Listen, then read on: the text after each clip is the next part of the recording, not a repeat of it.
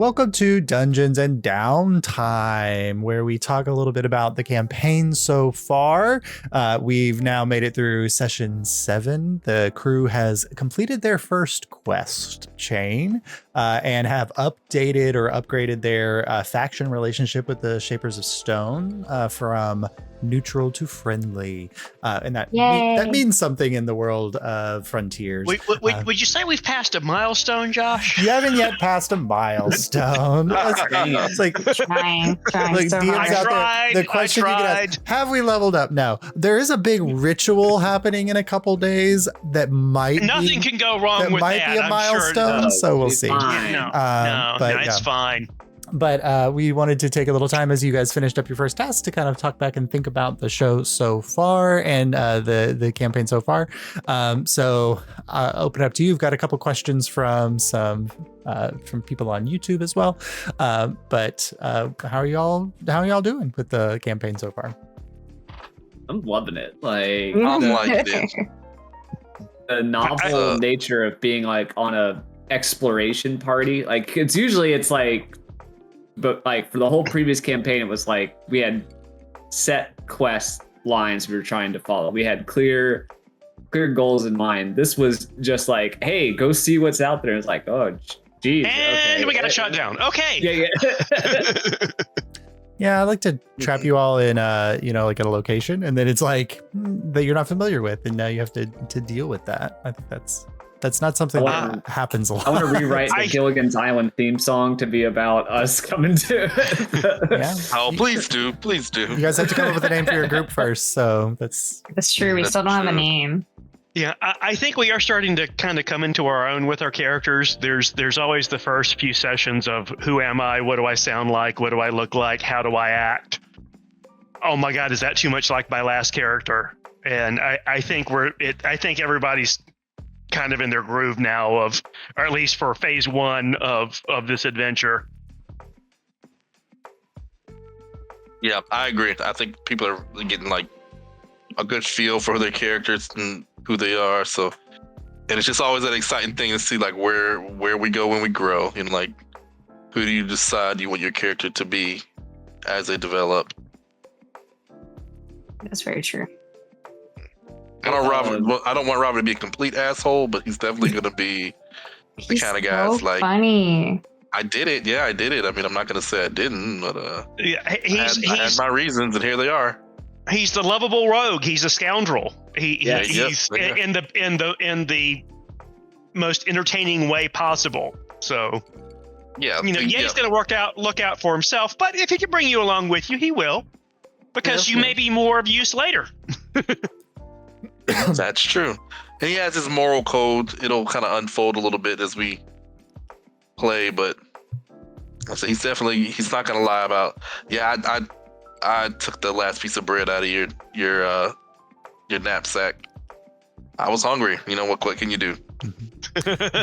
Well, you guys haven't had any downtime yet to like deal with any of that stuff. It's kind of been, you got shot down, getting to safety, helping the giant. I mean, like, it's been survival mode. Literally, you arrived on the island yesterday. Yeah. And true. You've been through 1 night? No, 2 nights. So it's the day before yesterday. So this is only like the second long rest that you guys have had. So you will have some downtime before the ritual of Orogenesis. So we'll see how that goes with interacting with your characters and figuring each other out. And I'm sure nothing bad will happen.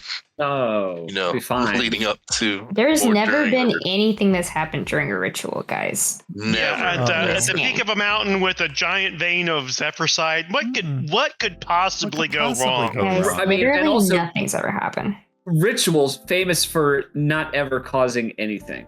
That's what I'm saying. That's what I said. That's the whole reason you have a ritual, is so nothing happens. Yeah. Got to restore the protection on the mountain, reconsecrate the mountain. So, just straightforward.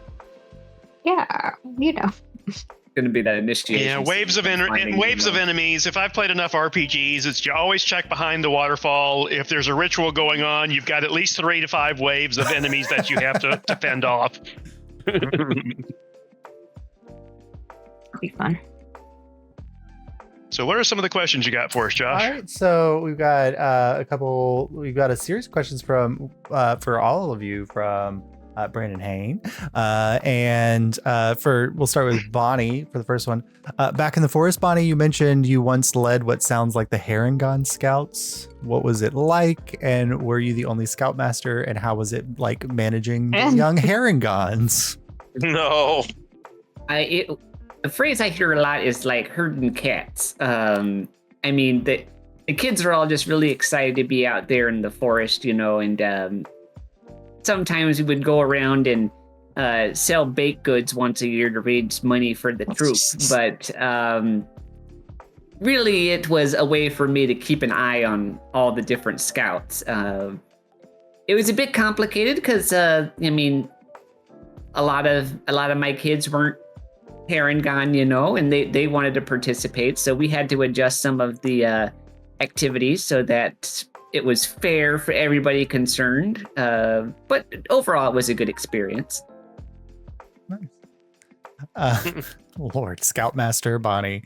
Oh my God! Instead Put of your Girl brother down. Wait, instead of Put Girl him Scout down cookies, gently, but gently. instead of Girl Scout cookies, it's the buns. Oh, it's the Yeah, Northwood quick- Buns. No. The timeline doesn't quite work It out. doesn't for quite that, work out but, for that. Yeah, Northwood Buns hadn't been No. invented yet.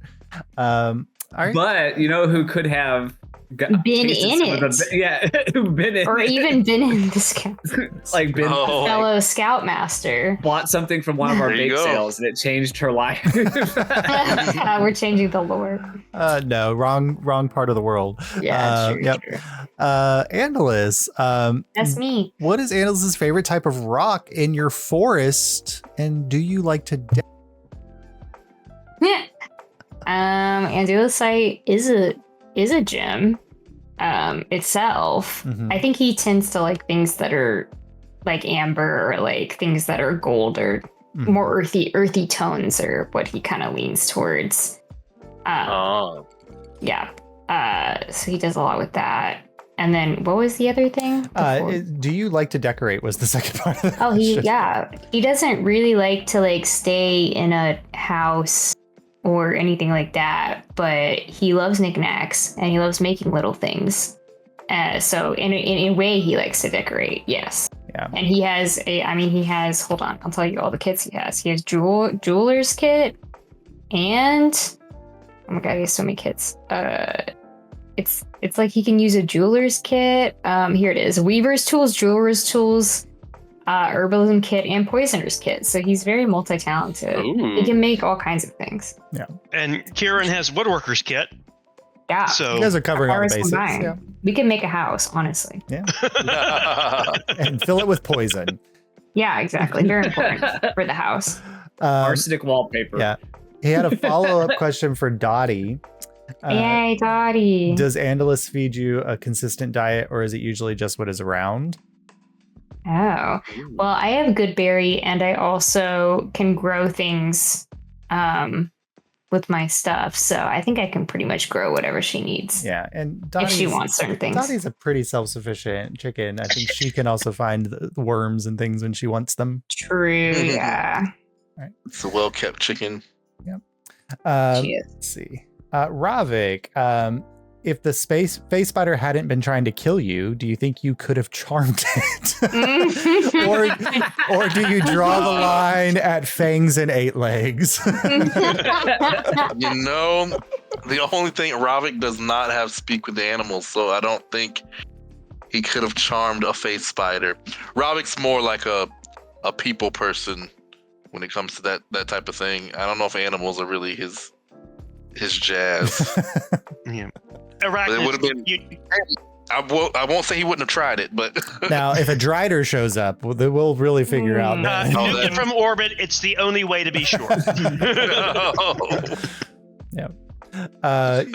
Kieran, Ravik- you mentioned that your sister's a cook. What is your favorite dish that your sister makes? Oh.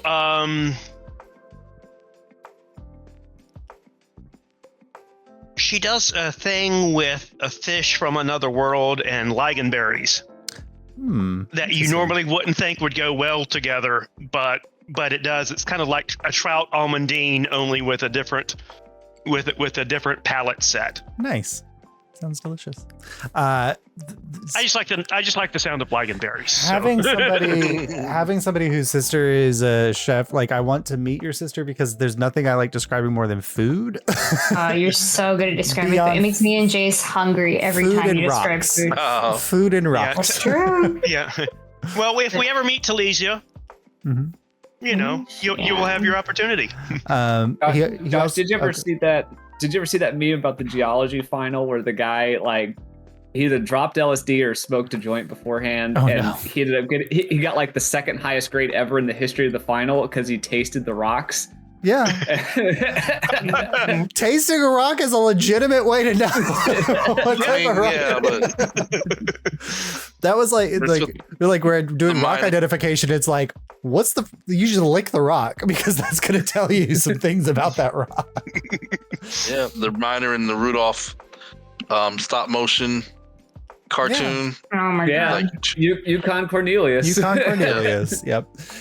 He asked me, the mountain giants were isolated people. Are there notable stories in past history of them sheltering or trading with other races on the island?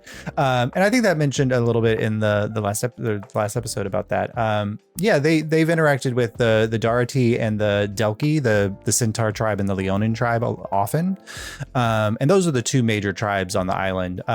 They also did work very closely with Cardfiel, the dwarven civilization that existed here, and during the subversion, because parts of their mountain were above the veil, they did house some people there who have since the subversion left. So that's kind of cool. Yeah. So thank you, Brandon, for those questions. And we've got a couple from Andrew. Thank you. Who's Hi, Andrew. Yeah, who's been a long time follower as well. And Andrew. One for Dottie, one for Ravik again.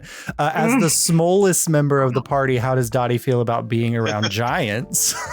Oh, she hates that. Oh, I can tell you confidently she doesn't like that. Yeah, But Dottie's she if she could stand on top of a giant, like she would be pretty happy about that. I think Scarta would let that happen. Yeah, so she And likes to roost high up. For the record, Rodney is the smallest member of the party. That's true. that is true. Maybe not for long, but for now, yeah. Yeah, what does Rodney think about them? Yeah, what does Rodney think about stone giants? Can you ask him? I guess we have to ask him. They're in. Yeah. Oh, I see. Pretty stoic, you know. Got So, it. like, yeah. Yeah, stone is stone is stone. Yeah. Yeah. Then for Ravik, what sorts of emotions does Ravik associate with his memories of the ticket takers from 10 years ago? True. I think some admiration would be appropriate, especially because they saved him from the false Hydra. Yeah. That was back still in the nasty. day. Yeah, I just said it's like that's just a horrible creature. Whoever thought of that nightmare fuel needs therapy. I love that it's it's one of those like homebrew creatures that is now such like people assume that it's part of actual D&D canon, but it's not in any of the books. It's like it was homebrewed. It's gotta be I'm sure they will eventually. Yeah, Ronnie, I don't think you heard it, but at the end of last session, Rob goes, "Wait, Ravik." And he just remembered who Ravik was. Yeah, it didn't click. It did not click. So, but that's because Ravik and Jury had such a thing. So I was like, as soon as I saw it was Ravik, I was like, oh, Ravik. So the name sounded familiar, but I'm not good with names. You're Me totally personally. fine. So he was also 16 years old, so he was a little guy. He was there for like 3 sessions. I should have remembered. He was a little guy. He's grown up. Yeah. But yeah, he's definitely has fond memories of the ticket takers, and maybe a little bit of aspire to be at one point, but life has pushed Ravik in different directions. So he went into freelance. Yeah, he's more freelance, just like Jury. Freelance. Yeah. Yep. And then for me, Andrew has a particular real world inspirations for the setting of the story so far. Lord. This is, I mean, it's because it's a continuation of stories that were built in campaign 1. It's probably a lot of the same inspirations from there, and just kind of moving it forward. But as far as like the feel of what I wanted campaign 2 to start or feel like, Yeah. It's like if you could play Horizon Zero Dawn, but like remove like the metal dinosaurs or whatever, just like the setting and the feeling of being in like I like this new space and having a whole world to explore in front of you and unlock and discover things. Like it feels a lot like that. And I like I knew that you guys would encounter the stone giants first just because they were close to the crash site.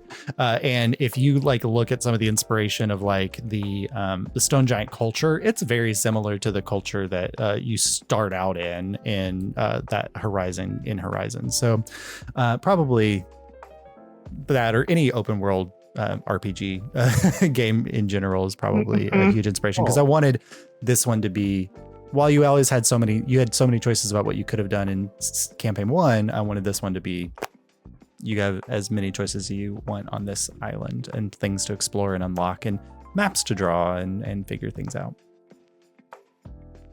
I will say you had a very, I know that when we first started out, you had a very clear idea of what you wanted this campaign to be, and the things that you wanted to do with it. So I know that you don't talk to me about a lot of the details, just because he always says, well, that ruins it for you.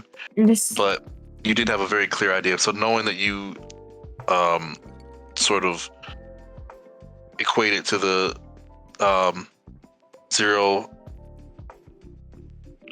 Dark Horizons, whatever. Zero Dawn, yeah, that one.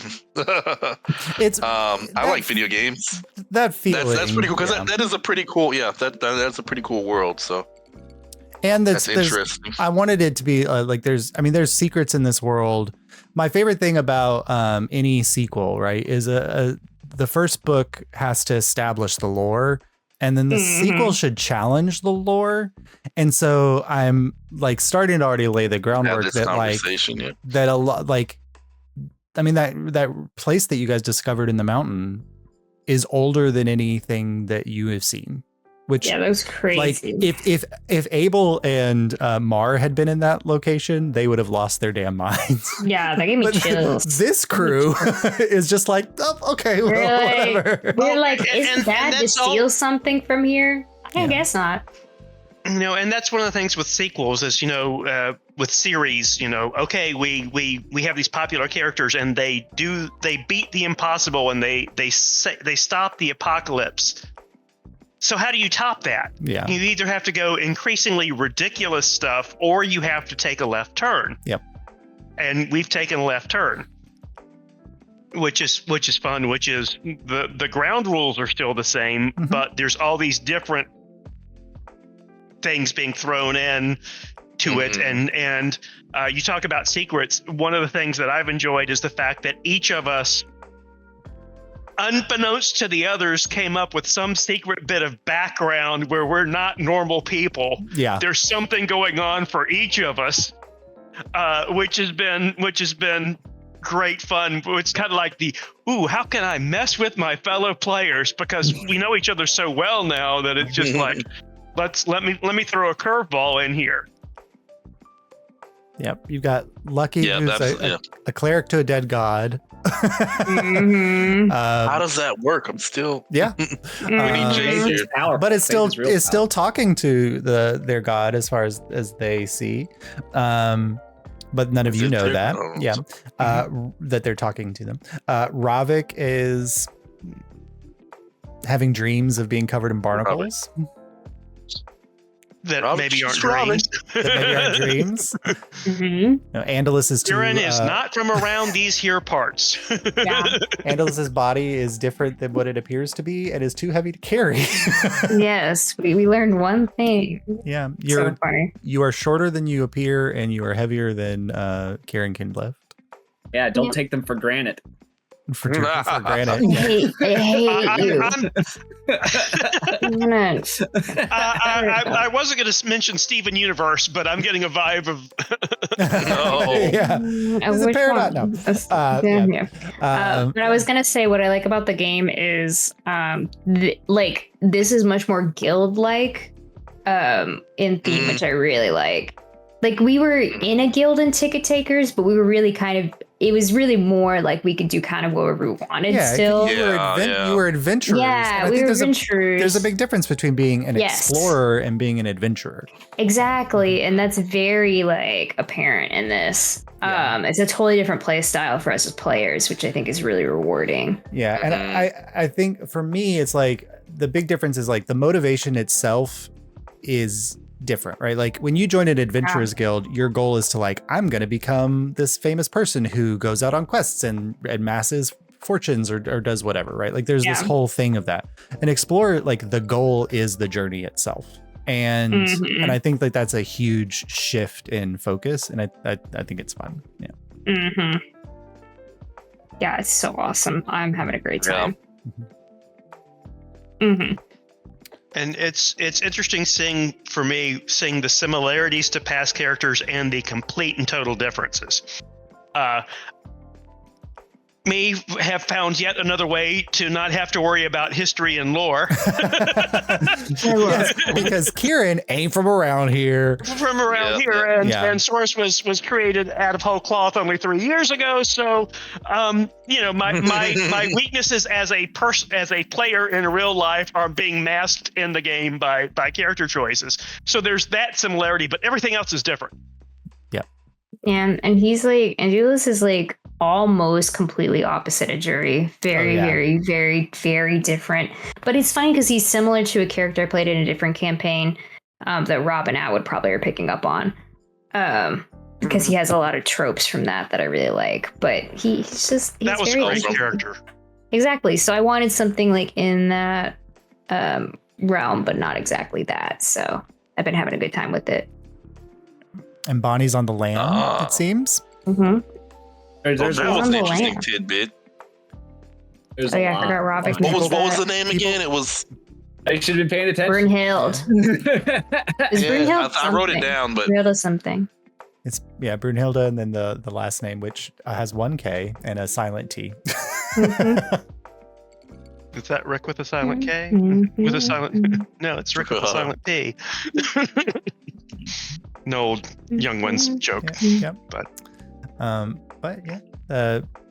Any final closing thoughts as we head into? I mean, you all think that you're going to get swarmed with enemies at the ritual, but as we look forward into things, you've got lots of hints about problems on the continent, but it's your choices about what you want to do with those. And you could just turn this into a base building game, and we could just build a space. We could just live with these stone giants. Yeah. Construct additional pylons. There you go. Yeah, exactly. That's when we'll be making different home bases and safe houses and stuff as we go through and meet new people. Just in time. Like I developed all this stuff before I knew what was going to be in the Dungeon Master's Guide, but the Bastion thing is coming out in the Dungeon Master's Guide. So it'll be interesting to see. It'll be interesting to see if any of that crosses over into this for sure.